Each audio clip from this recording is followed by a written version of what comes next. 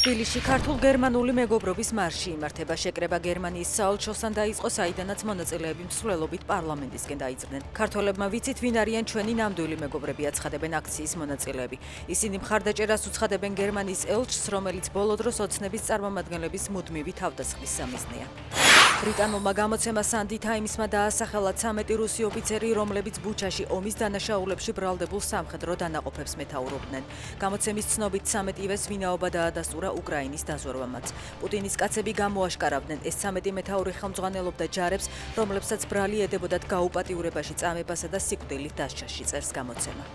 რუსები ძალიან ბევრ ადამიანს კარგავენ და არ აქვთ საჩვენებელი წინსვლა, აცხადებს Fox News-თან ინტერვიუში JD Vance. მისი თქმით, ბოლო კვირებია რუსები უარს ამბობენ ორმხრივ და სამმხრივ შეხვედრებზე. კრემლში კი ამტკიცებენ, რომ მოლაპარაკებებისთვის უკრაინის პოზიციები უარესდება. ზელენსკი ცდილობს ევროპელებს აჩვენოს, რომ მამაცი მეომარია, ამბობს პუტინის პრეს-სპიკერი პესკოვი.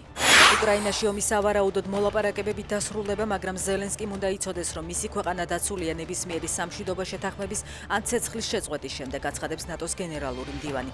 რუტეს თქმით, მოლაპარაკებების მაგიდასთან დაჯდომას პუტინს ზეწოლის გაზრდა აიძულებს. ისტორია აჩვენებს, რომ ჩრდილოეთ ამერიკა და ევროპა ერთად გამარჯვებულის კომბინაციაა, ამბობს რუტე.